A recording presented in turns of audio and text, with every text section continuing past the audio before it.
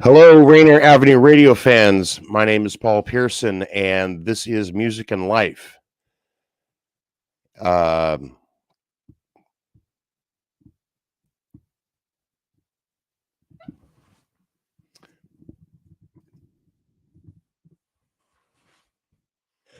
Hi, folks. My name is Paul Pearson, and this is Music and Life, the Rainier Avenue Radio's exclusive music interview show. And I'm very excited to be here this morning to talk to a true legend of Seattle jazz music. Darelle Holden is a third-generation member of jazz royalty in Seattle and has recently completed a show at the Earshot Jazz Festival, cementing her family's legacy. And she's going to be playing tonight in Bellevue at Bake's Place. And we would like to welcome her into our studio right now, Darelle Holden. Hello, hello. Good morning. How are you doing? I'm well. How are you? I'm great. A little frazzled with all the technical details here, but that's usually how it goes with me. That's the world we live in, isn't it? Exactly. How are you doing? You've it's a great thrill to meet you. I've learned a lot about you in the last couple of days, and I can't wait to talk to you. Well, thanks so much. Thank you. Yeah, I'm doing well. It's 11 a.m. It's early for me. It's a little early for me as well, which Yeah. probably accounts for half of my behavior in the next half hour. Well, I'd like like I said, I've learned a lot about you in the last couple of days, and I've been truly amazed by a couple of things. You are the latest inheritor, I guess, of a long tradition of jazz in Seattle with your family, and it's a truly really interesting history that I'd love to learn more about. Your family is considered your grandfather, I guess, Oscar, was considered the patriarch of Seattle jazz, and That's right. And I'm really fascinated to learn more about him. There's the book. That's him. That's him on the cover. That's him. Yeah, I know. Wow. I know. Pretty amazing. Can you talk a little bit about so your grandfather Oscar, I guess, arrived here in the early part of the 20th century to take over for a band that was led by one of the true legends of jazz. Right. Jelly Roll Morton. Yeah. Exactly. Yeah. So he migrated here from Tennessee in the early 20s. And there are a couple of different stories about his involvement with Jelly Roll. Jelly Roll would say that Oscar worked for him, and Oscar would say that Jelly Roll worked for him. So I guess it depended on who you spoke to in the moment. But yeah, he was playing in that band, and he was a clarinetist at the beginning with Jelly Roll, but he was also obviously an accomplished piano player and singer and accompanist. So yeah. And then he decided to settle in Seattle. To be absolutely honest with you, I did not know until I started reading about your grandfather that Jelly Roll Morton ever spent time in Seattle. I had no idea until I found that out. Yeah. So I believe Jelly Roll called himself the inventor of jazz. So I think that probably illuminates a lot about Jelly Roll. Yeah, exactly. There you go. Yeah. But your family, your entire family Yeah. has a lot to do with the development of jazz in Seattle, and I'm interested in hearing more about that. Your father, Dave, um, Mm, and your aunt Grace had yeah. extensive experience in the music industry. At a time when it was still kind of forming. Yeah, that's true. I mean, you know how it is when musicians come through a town playing music, you gravitate towards the people that you know from other parts of the country, and you want to know the cats in town. You want to know who's playing where, and where do I go to really be able to play and hang with my people. And I believe my grandfather at the time was that person in town. So Really, when he settled here, he kind of brought, he was like a magnet. When people came through town, they hooked up with Oscar, and Oscar played with them, and, showed them around, and, did all that kind of stuff. So, and then, people started hearing about it, and Seattle's a jazz friendly space, you know, and, yeah. it just grows and grows and grows. It's always been kind of an outpost town, and it's really Mm, interesting to me, that how all music in Seattle developed kind of in its own isolation, because yeah. back then in the 1920s and 1930s, and even going forward a little bit, we were still kind of a remote outpost for a lot of the world.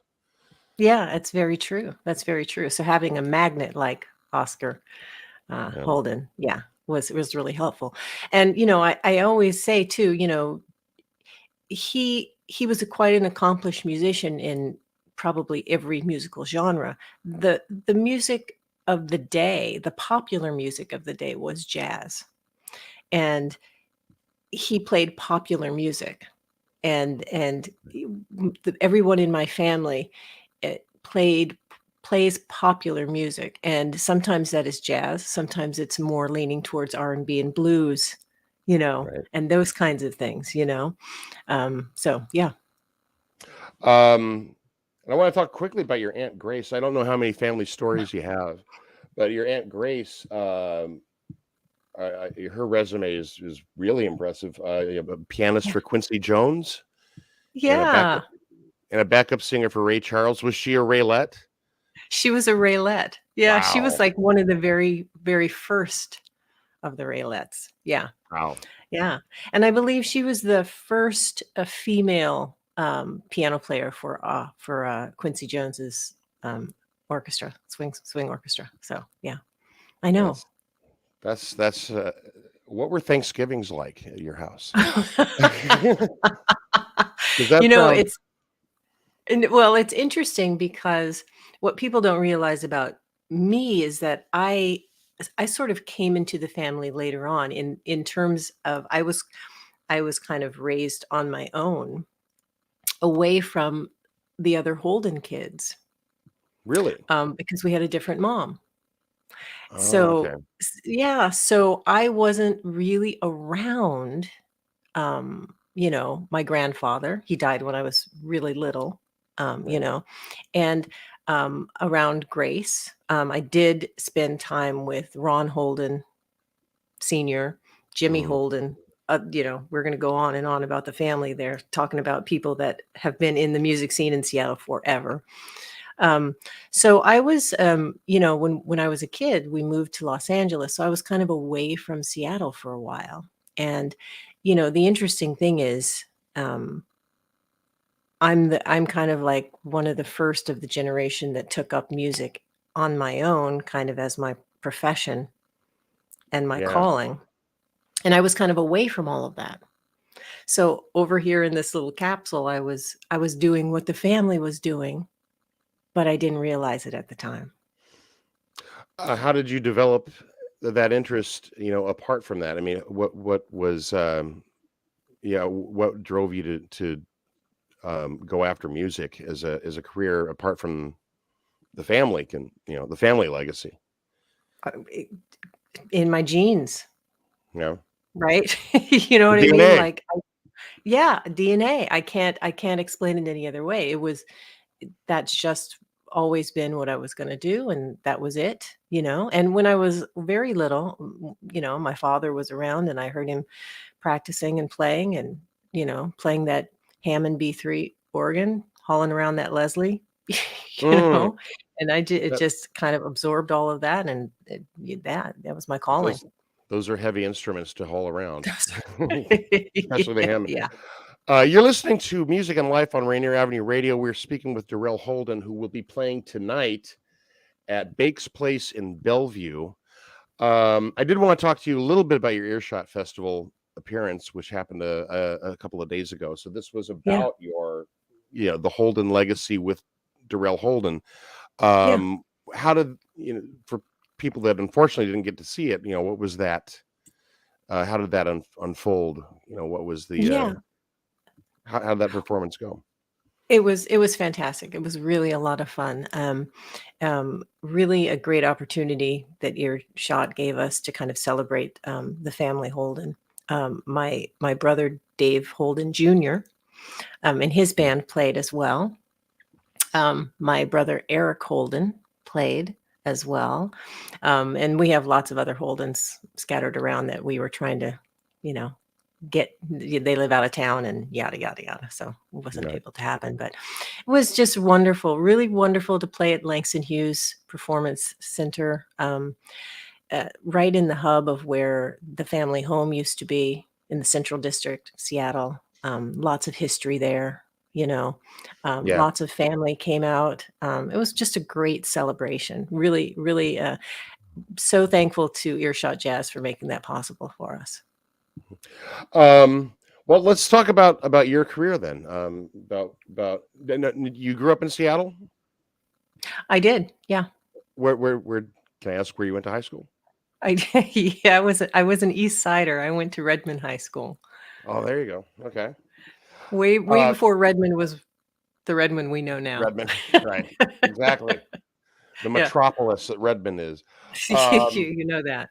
so, Yeah. did you develop your musical interest in high school? What did you do? Mhm. I was into high school music as well. So, what Yeah. was your experience like in high school as a Yeah, musician? sure. I mean, it started actually in elementary school. I started, Okay. singing and doing all of the things that I could think of to do musically in school, any kind of opportunity. Yeah. And high school, I sang and did all of the choirs. We did the choir competitions and jazz choir and all that stuff. I went to Edmonds Community College and I sang with Sound Station under the direction of Frank DeMero for about a year. Wow. Yeah, so that was back in the day. Um, and then went to Berkeley. Went out to Boston. Went to Berkeley school. College of Music in Boston, Yeah, possibly the most renowned music, I would say, popular music school in the right. world. Yeah. Um, what did you study in Berkeley? Vocal performance. They just give you the foundations of music and popular music and all of that stuff. Right. And met a lot of great musicians. You know, Yeah. really started to really learn about the gigging life. In college. You know, Yeah. yeah. So Yeah. yeah, it was great. That's something. Yeah. That's something that really, I like talking to people who have actually worked in the music industry, from a working level, and you certainly have a pretty extensive resume with being a working musician. Like every single day working on something musically The related. stuff. Yeah. Yeah. Yeah. Um, Yeah. so now you were a touring singer, and the thing I'm impressed with is that you spent 17 years with Tom Jones, who I interviewed about 10 years ago. No kidding. Oh, Yeah, fantastic. and found to Yeah. be very very charming man. Yeah. What was your experience? So you're with him from like 92 to Yeah. 2009. What was that Yeah. like? What was Fantastic. yeah. Yeah, I loved it. It was really uh great working in that organization. Loved the people. different iterations of the band, throughout the years, uh, and really funky, really fun. Hmm. You wouldn't think that it would be so contemporary. When you think about Tom Jones, you might think, oh yeah, he was, oh yeah, back in the okay, you know. Yeah. But very funky, very fun. Loved the touring life. Yeah, it was great. Great working with him.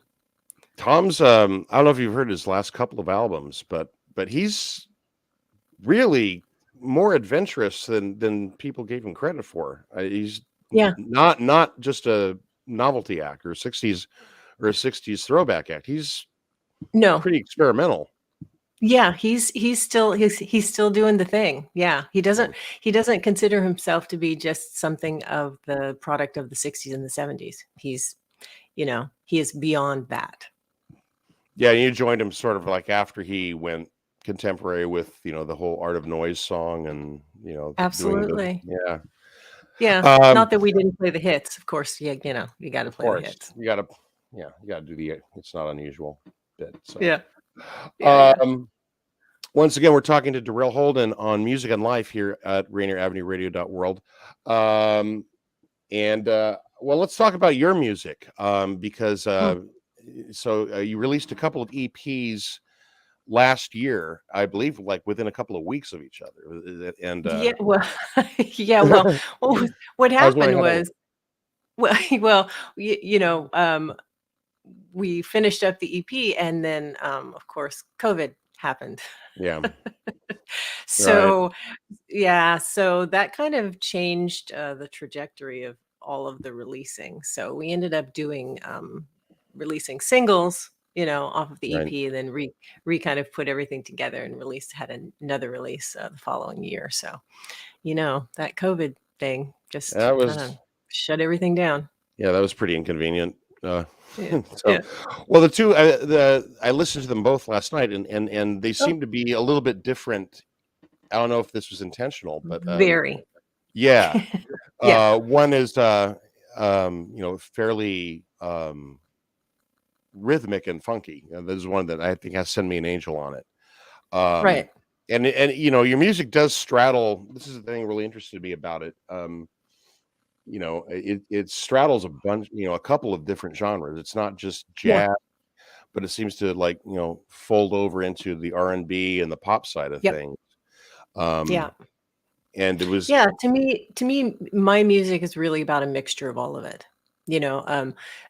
Certainly jazz informs everything that I do, everything that I sing in terms of phrasing, in terms of composition, all of that stuff. But I really feel an entire mixture of music inside of me. So when I'm trying to, get out there and sing, you may not necessarily just hear standards. You're going to hear a little bit of everything, and it's all going to sort of kind of blend together. So that CD is really an example of that. As a vocalist, did you have anybody that you modeled yourself after, any influences, or did you try and, how did you develop, your own sound as a vocalist? I think the way everyone does at the beginning, I think that you listen, you copy. I think everyone from Nancy Wilson to Shaka Khan, to Anita Baker to, really Heart, for me, really, because I just love good music and I love good singers. So yeah, you just start to kind of absorb all of that. And hopefully through that blending, comes out something that is uniquely you. It's definitely unique. I somebody I think described your vocal style as if silk had a sound, it would be your voice. I'm not sure. That's and listening to it, I mean that's pretty accurate. Thanks. Yeah, it's very unusual, but it's very attractive. So I'm not sure thank you very much. Well, now you also give vocal lessons, and I was wondering about this last night. Yeah. Obviously, like we've been saying, every vocalist is different, every student is different, and everybody Yeah. has a different voice. But is there, as a vocal teacher, what do you work on? What do you try and impress upon your students? One of the things I try to impress upon them is that this is about a journey. There's not Mm, one quick fix. I think a lot of singers and a lot of musicians want to have a very quick answer to, I want to do this, so show me the trick to do that. right. And most often, what is involved with getting that trick under your belt is a lot of hard work. And it takes it's a process. So I Mhm. try to get my students involved in the process and not just the end goal. And the Mm, process is also the thing that really helps you develop what your own sound is, what your own voice is, and that's one of my main things. Besides, good vocal technique and all of that right. stuff. Yeah. How would you typify your journey then? Mm. As a musician, as a performer, as an artist, how would you? Is there some way that you would describe how your journey has been unique? It's not a straight line. Mm, It's not a straight line. I mean, you just keep plugging along day by day, taking as many adventures as you can, you know? Um, yeah, and keep going. If you love it, you keep going. mm. Have there ever been times when you found yourself, struggling to keep going with it, or like wondering? Sure, You, I think every working musician, has you know, I mean, it's the music yeah. business is like a roller coaster, and when the roller coaster is down towards the ground, you're kinda like, wow, this is tough. But, you just keep going. How do you motivate yourself to keep going? What inspires you to keep going? I One of the things is listening to music. Listening to a wide variety of different styles of music and being Mm. inspired by all of the creativity out there and all the great music. And when I hear somebody that I really love, I'm just like, oh, yeah, okay. There's just so much more to learn, you know? I noticed on your Twitter account that you highlight a lot of interesting rock and roll and R&B anniversaries. Like the other day, I noticed that you posted the anniversary of the week that Bruce Springsteen was on both Time and Newsweek. And I thought, I remember that. Yeah. So I so just you, think that's so interesting. Yeah. yeah. Yeah. Um, Once again, we are talking to Darelle Holden, who will be performing tonight at Bake's Place in Bellevue. What can people who go to your show tonight, which hopefully they will do, Yeah. what can they expect to see? Is it going to be a different show from what you did at Earshot, or? It will be, yeah, it's a Yeah. completely different show. Yeah, DHQ, I call it Darelle Holden Quartet. Uh, we are basically a cover band, but with different arrangements of all kinds of genres. So we might be doing Bonnie Raitt, we might be doing Bill Withers, we might be doing just anybody, Stevie Wonder, Mm, everybody in between. And it's a really fun band. Brian Monroney is actually my guitar player, songwriting partner, production partner. And he was the musical director for Tom Jones while I was with him for about 18 years. So, and he's well known on the scene around town. Devon Lewis will be playing with us tonight. You all know Devon, mhm, mhm. masterful musician, and Osama Fifi also on bass. So, yeah, it's a great band and it's a lot of fun. Um, well, we just have a couple of minutes left with you before we wrap. Yeah, I just want to mention that Rainier Avenue Radio will be broadcasting at the Alex Dugdale Earshot Jazz Festival tonight, beginning at fantastic. 6:30 p.m. Um, and yeah, please attend that. And Yeah. If you can, also please head out to Bellevue and meet Darelle at Bake's Place. I wish we had more time, but it's been really Yeah. amazing to speak with you. Thank you. What are just to sum up, what are your final, how do you feel about the development of jazz in Seattle, and what does its history and legacy mean to you, and how does it, how do you fit along? Yeah, I mean, I'm really so honored to be a part of the community, and there's so much talent here in Seattle, so much talent, and the young kids that are coming up are just amazing.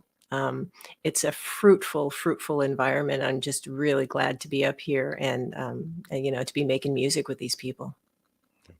Well, thank you for joining us today. It's been a great thrill to talk to you, and Thank you.